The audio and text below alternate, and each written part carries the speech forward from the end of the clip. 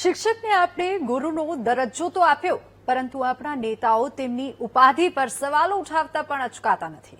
તાજેતરમાં જ આપણા રાજ્ય કૃષિ મંત્રી રમેશ કટારાએ શિક્ષકો પર એક જાહેર સભામાં ટિપ્પણી કરી અને સારા પગાર મળવા છતાં શિક્ષકોની આર્થિક ભૂખ ન ભાંગતી હોવાની વાત કરી, જેને લઈને હવે માહોલ ગરમાયો છે. શું હતો આખો મુદ્દો, આવો જોઈએ આ રિપોર્ટમાં.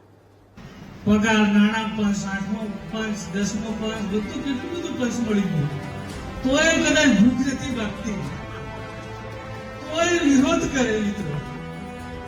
આ છે આપણા રાજ્ય કૃષિ મંત્રી રમેશ કટારા, જેમણે શિક્ષકોની કામગીરી અને તેમની માંગણીઓ તેમજ હડતાલ પર સવાલો ઉઠાવ્યા.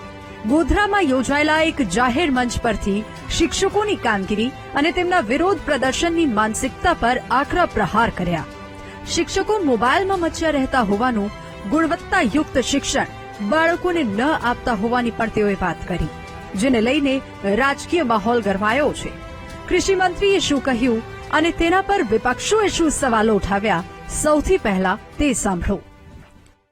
આપણા બાપ દાદા અને વડીલોને પૂછો, ઉંમરલાયકને પૂછો, ગામની અંદર નિશાળ નથી. નિશાળ એક ગામમાં નિશાળ હતી, ત્યાં ઓરડા નતા, નીચે બિલ ભરવા પડતો હતો અને 200 થી 500 રૂપિયા પગાર મળતો હતો. આજે પગાર, નાણાં પંચ, 8મો પંચ, 10મો પંચ, બધું કેટલું બધું પંચ મળી ગયું, તોય કદાચ ભૂખ નથી ભાગતી, તોય વિરોધ કરે મિત્રો. મોદી સાહેબ વિરોધ કરે, સરકારનો વિરોધ. અરે આપણા વડીલોને પૂછો, 500,000 રૂપિયા નોકરી કરતા હતા, આજે કેટલો બધો પગાર મળે, તો કામ કરવા તૈયાર નથી.